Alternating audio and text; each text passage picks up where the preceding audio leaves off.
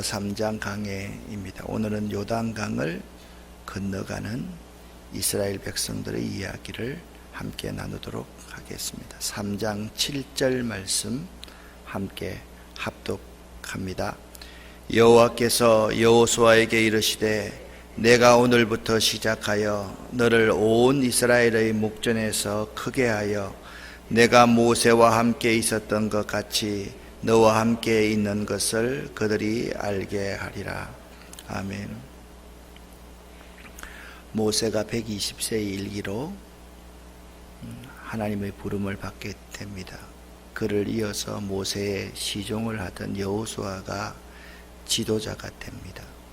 그런데 오늘 3장 7절 말씀에 이렇게 말씀하고 있습니다. 내가 오늘부터 시작하여 너 여호수아를 온 이스라엘의 목전에서 크게 하여 내가 모세와 함께 있었던 것 같이 너와 함께 있는 것을 온 백성들이 알게 하리라. 모세가 모세 될 수 있었던 사건은 크게 두 가지입니다. 첫 번째는 출애굽 사건입니다. 애굽의 파라오 앞에서 당당하게 하나님 말씀을 증거하고 200만여 되는 이스라엘 백성들을 출애굽시켰을 때 이스라엘 백성들은 모세를 우리의 진짜 지도자구나 그런 생각을 하게 되었습니다. 또 한 번이 있습니다. 출애굽을 시작했는데 앞에는 홍해가 가로놓아 있고 좌우에는 절벽이 있습니다. 그리고 뒤편에는 세계 최강 바로의 군사가 뒤쫓아옵니다. 앞, 좌우, 뒤 물러갈 데가 없습니다. 피할 길이 없습니다. 꼼짝없이 죽었습니다. 그때 모세가 하나님의 지팡이를 손에 들고 홍해를 가리켰을 때 홍해가 갈라집니다. 백성들이 모세를 진정한 지도자로 인정하게 되었습니다. 마찬가지입니다. 오늘 요단강 앞에 이스라엘 백성들이 섰습니다. 하나님께서 모세에게 이렇게 말합니다. 내가 오늘부터 너를 높이리라. 내가 오늘부터 너를 높이리라. 하나님께서 여호수아에게 그렇게 말씀하셨습니다. 여호수아에게만 그렇게 말씀하신 하나님이 아니라 여러분과 저에게도 말씀하십니다. 따라합시다. 내가 오늘부터 너를 높이리라. 아멘. 그러니까 요단강을 잘 건너는 그 순간부터 여호수아를 높이겠다라는 거예요. 근데 요단강은 이스라엘 백성들이 건너도 되고 건너지 않아도 되는 것이 아닙니다. 반드시 건너야 할 강이었습니다. 요단강은 극복해야만 될 강이었습니다. 어떤 방법으로 요단강을 건너게 될 것인가? 그런데 이 요단강을 건너기 위해서 여러분과 제가 명심해야 될 것이 있습니다. 1장, 2장에서 일어났던 사건들에 대해서 여러분이 생각할 수 있어야만 됩니다. 여호수아가 백성의 지도자가 됩니다. 1장 7절부터 9절까지의 말씀을 보면 지도자가 지켜야 할 것을 하나님께서 여호수아에게 분명히 가르쳤습니다. 무엇입니까? 하나님의 말씀입니다. 이 하나님의 말씀을 너는 백성에게 잘 전달하는 사역을 하는 자가 너희다. 너 힘으로 이 지도자가 된다는 것은 실패의 연속일 것이다. 이 하나님의 말씀을 듣고 좌우로 치우치지 말아라. 그러게 하나님께서 여호수아에게 말씀하셨습니다. 그리고서 하나님은 여호수아에게 모세보다 유약한 여호수아에게 이렇게 위로하십니다. 강하고 담대하라. 내가 모세와 함께 있던 것처럼 너와 함께 하리라. 아마 이 말씀은 여호수아에게 큰 힘이 되었을 것입니다. 하나님이 강하고 담대하라는 거예요. 내가 너와 함께 있겠다는 거예요. 하나님의 신이 여호수아에게 임하였습니다. 온 백성들이 1장 하반절에 여호수아에게 나와서 충성을 맹세합니다. 당신이 우리에게 명령하면 모세의 명령에 순종한 것처럼 당신의 명령에 순종하겠습니다. 여호수아, 당신이 우리에게 명령하면 어디를 가라 하든지 우리가 가겠습니다. 백성들이 여호수아 앞에 충성을 맹세했습니다.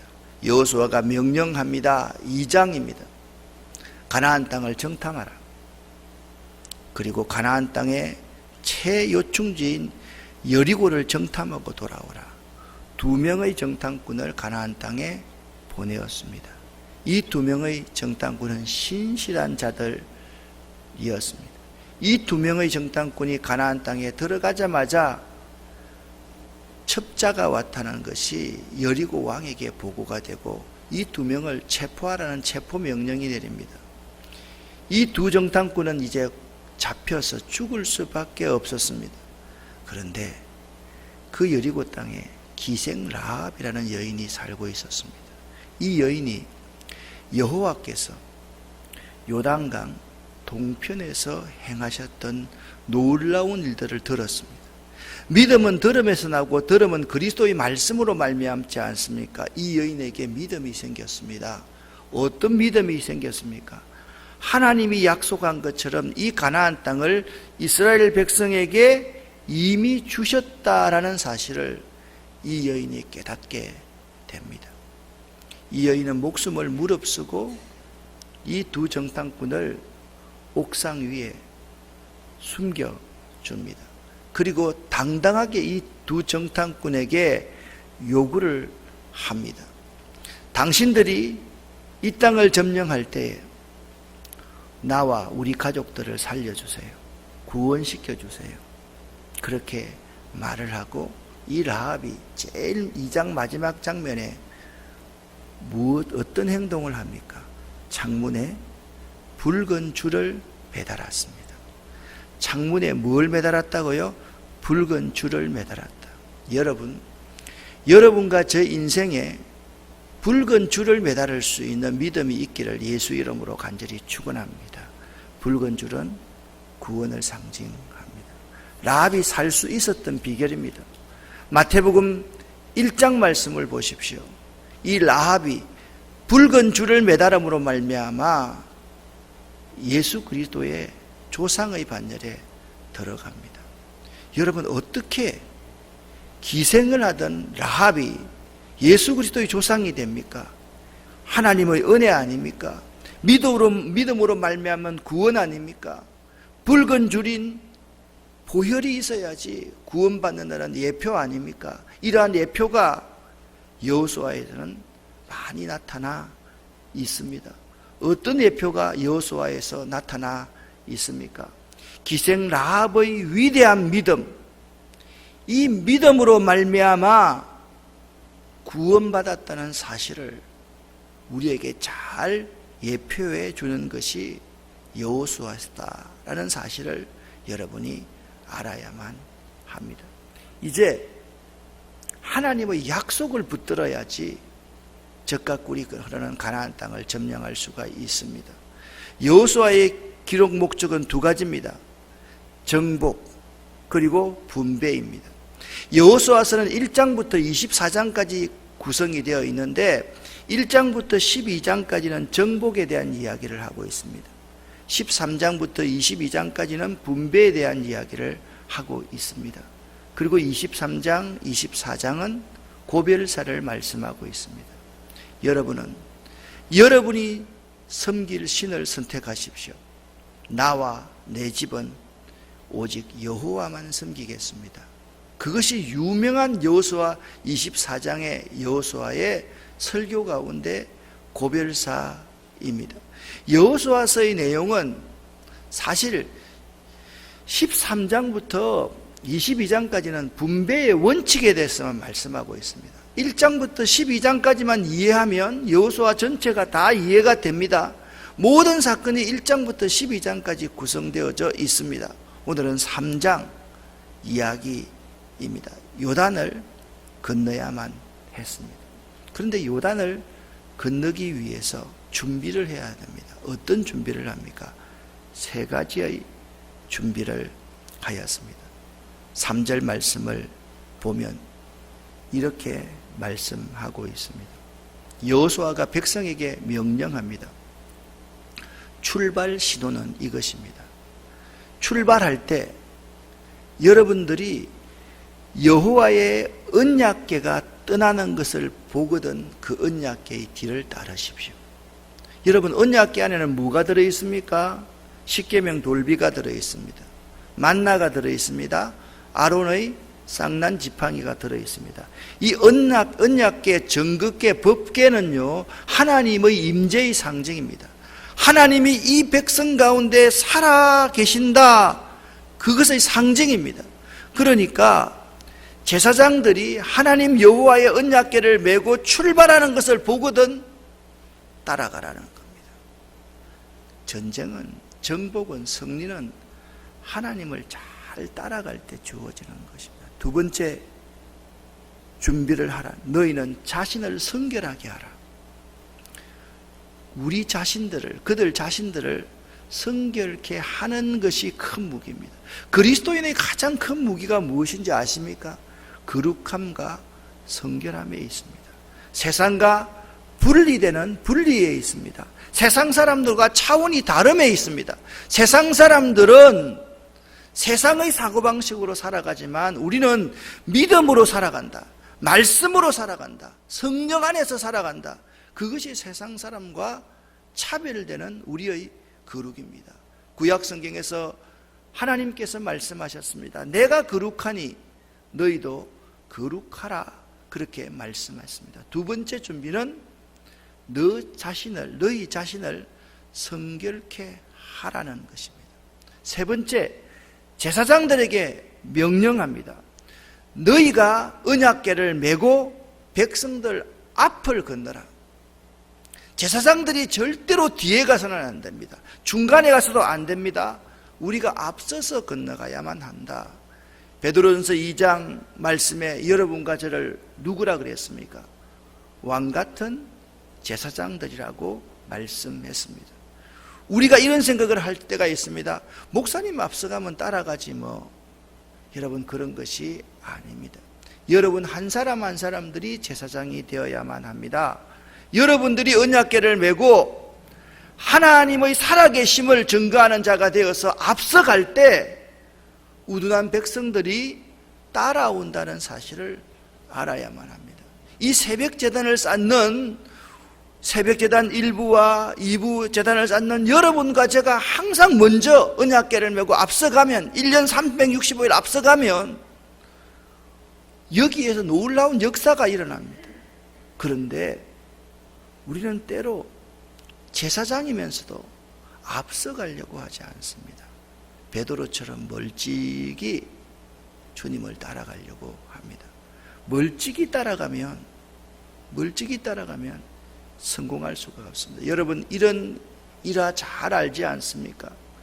7.1 전쟁, 이스라엘과 큰 아랍의 연합군이 전쟁을 할 때 이스라엘의 소대장과 아랍의 소대장들의 차이가 이런 말에 있다고 합니다. 아랍의 소대장들은 돌격 앞으로 라고 명령을 한다고 합니다. 이스라엘의 소대장들은 나를 따르라 라고 말을 한답니다. 나를 따르라. 자신들이 언약궤를 메고 앞서 가는 것입니다. 이럴 때 준비가 다 끝나는 거예요. 자, 눈으로 제사장들이 언약궤를 메고 출발하는 것을 보면 뒤를 따라라. 두 번째, 너희 자신을 성결하게 하라. 세 번째, 제사장들이 앞서서 건너라. 이 세 가지의 원칙을 준비시켰습니다. 말씀드렸습니다. 이 요단강은 건너도 되고 건너지 않아도 될 강이 아닙니다. 요단강은 반드시 건너야 할 강입니다. 요단강을 건너지 못하면 젖과 꿀이 흐르는 가나안 땅을 차지할 수 없습니다. 그래서 오늘 3장 7절 말씀에 이렇게 여호수아를 지도자로 세우고 있습니다. 내가 오늘부터 시작하여 너를 높이리라. 그렇게 말씀하셨습니다.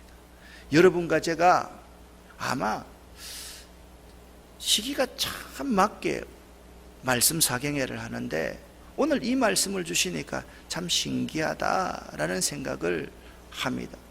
이 2박 3일 동안의 말씀 사경회를 시작하기 전에 우리에게 말씀합니다. 내가 오늘부터 너희를 높이리라. 내가 오늘부터 너희에게 나의 영을 부어주리라. 하나님께서 분명히 약속하셨습니다. 누구처럼? 모세와 함께 있었던 것 같이 너와 함께 있는 것을 백성들이 알게 하리라. 그렇게 말씀하고 있습니다. 다시 말씀합니다. 너는 8절 말씀입니다. 언약궤를 맨 제사장들에게 명령하라.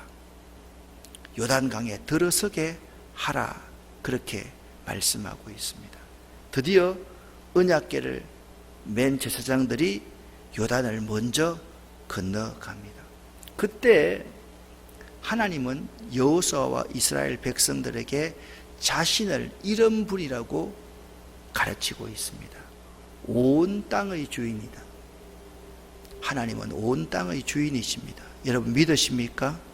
하나님을 온 땅의 주인으로 믿는 이스라엘 백성들이 언약궤를 맨 제사장들이 앞서서 요단강을 건너가니까 드디어 물이 갈라지기 시작했습니다. 그런데 여기서 우리가 주목해서 봐야 될 것이 하나 있습니다. 보세요. 요단이 곡식을 거두는 시기에는 항상 언덕이 넘치더라. 그렇게 말합니다.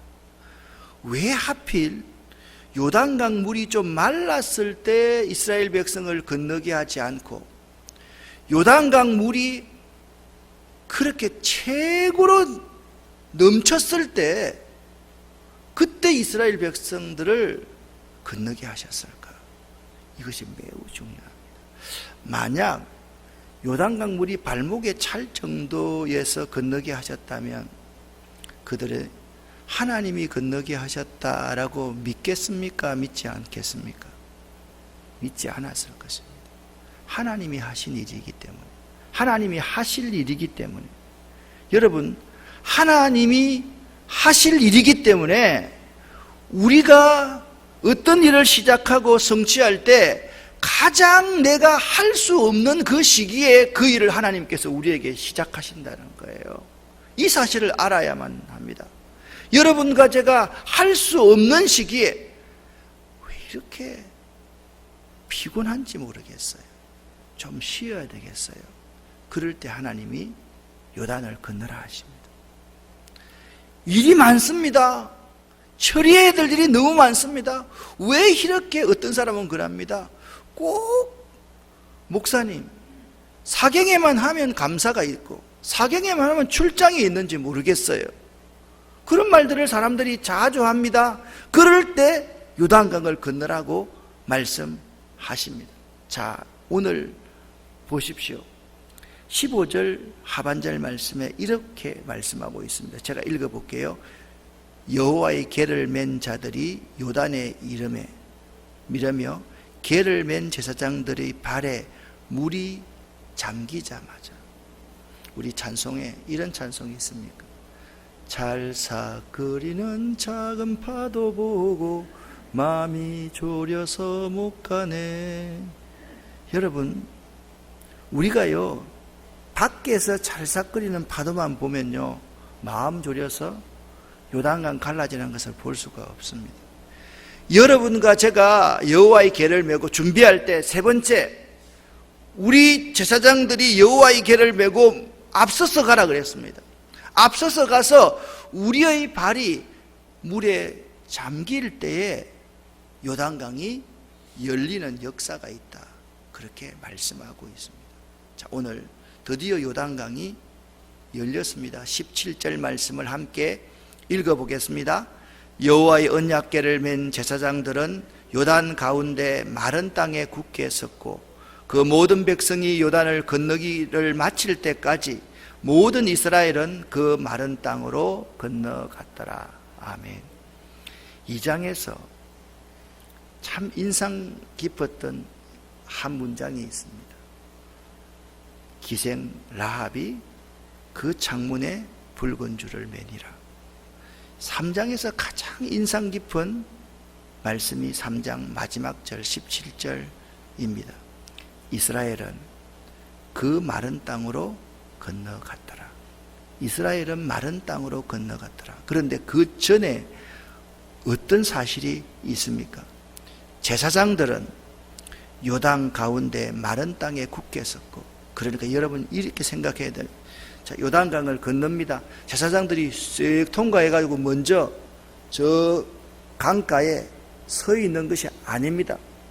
제사장들은 제일 먼저 가서 발목에 물이 잠길 때까지 있다가 갈라지면 중간에 딱 서 있고 백성들이 다 건너가면 마지막에 건너갑니다. 이것이 지도자의 모습이다. 우리에게 가르쳐주고 있습니다. 오늘 3장의 말씀을 통해서 하나님은 우리에게 세 가지 교훈을 하십니다. 요단강 도하의 비결. 오늘 본문 말씀 1절 2절 말씀을 보면 이런 말씀이 기록되어져 있습니다. 1절 2절을 함께 읽겠습니다. 또 여호수아가 아침에 일찍이 일어나서 그와 모든 이스라엘 자손들과 더불어 시딤에서 떠나 요단에 이르러 건너가기 전에 거기서 유숙하니라. 사흘 후에 관리들이 진중으로 두루 다니며 요단강 도하에 요단강 도하의 첫 번째 단계는 뭐냐? 서두르지 않고 하나님의 때를 기다리라 라는 겁니다. 여러분, 때를 기다리는 것이 매우 중요합니다. 우리가 서두르면 실패합니다. 여러분, 인생을 살면서 있잖아요. 결정을 할 때 내 성격대로 결정하면 반드시 실패합니다. 보이는 것을 보고 결정하면 반드시 실패합니다. 내 이익을 위해서, 나 사사로운 이익을 위해서 결정하면 반드시 실패합니다. 여러분, 항상 때를 기다릴 줄 알아야 됩니다. 그 때는 어떤 때입니까? 하나님의 때입니다.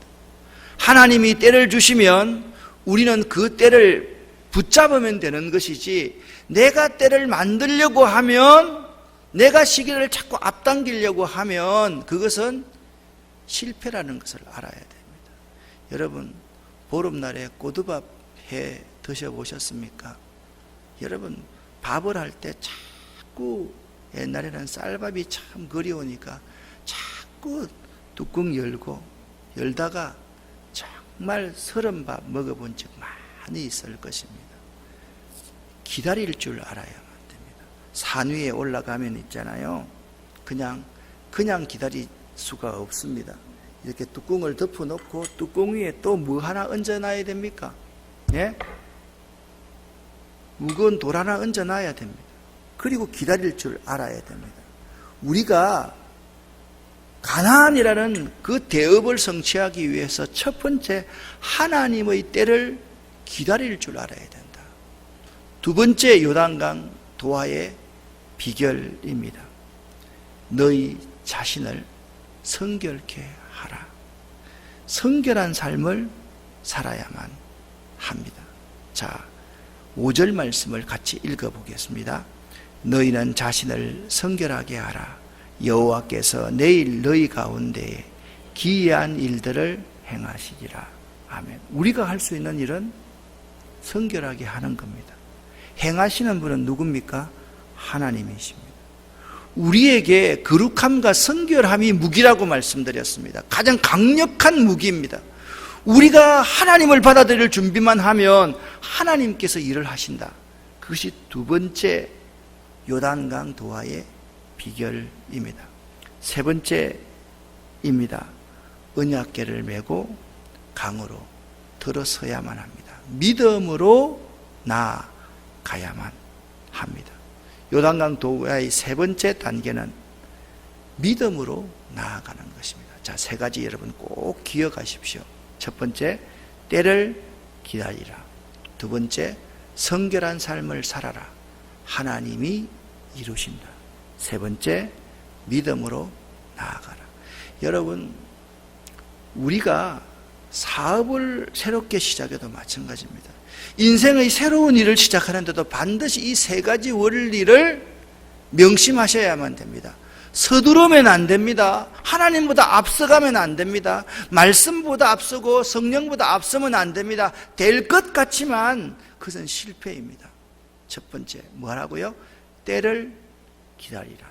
두 번째, 자신을 성결케 하라. 세 번째, 믿음으로 나아가라. 꼭 기억하시기를 예수 이름으로 간절히 축원합니다. 오늘 7시에 만나겠습니다. 기도하겠습니다.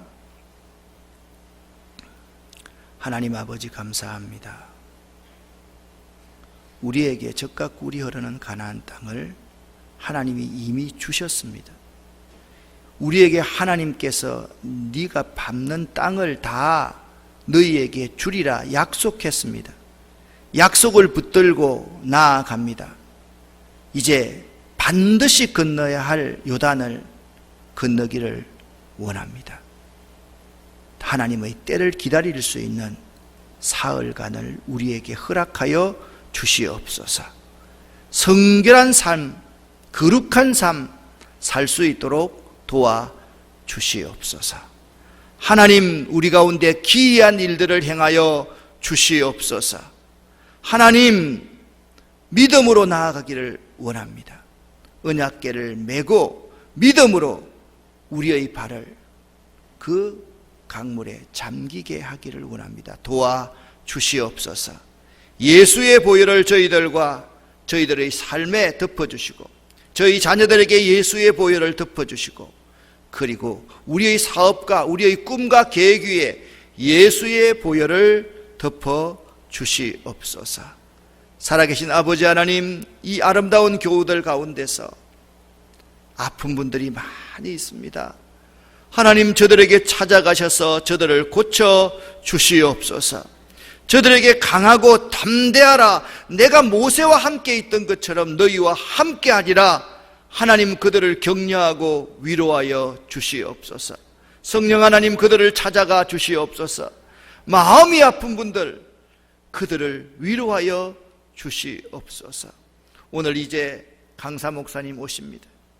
우리 한 분 한 분 강사 목사님 잘 섬기고 잘 모실 수 있게 도와주셔서 우리 김호신 목사님을 통하여서 하나님 놀라운 일들을 우리 가운데 행하여 주시옵소서. 예수 그리스도 이름으로 축복하옵고 간절히 기도 올립니다. 아멘. 주여 믿습니다. 고백합니다.